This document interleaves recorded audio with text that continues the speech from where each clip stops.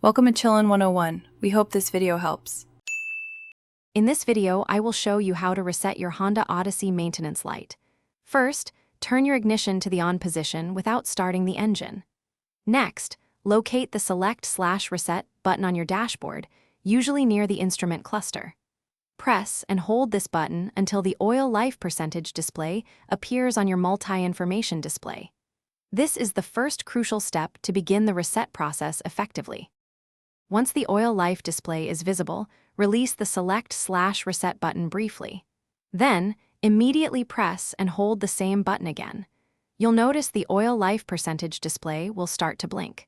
This blinking signifies that the system is ready for a reset and you have successfully entered the confirmation stage. Keep holding the button for the next step. Continue to hold the Select/Reset button for approximately 10 seconds. During this time, the blinking oil life display will eventually change to 100%.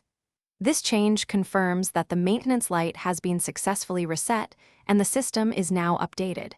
You can then release the button and turn off the ignition. Your Odyssey is ready to go.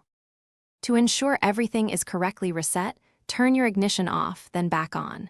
Double-check your dashboard to confirm that no maintenance warnings or lights are still illuminated. If the light is off, you've done it. For more helpful tips and to explore other great deals, including the new Kindle Paperwhite, make sure to check the description below this video. Thanks for watching and drive safely. Thanks for watching. Consider subscribing if we helped you.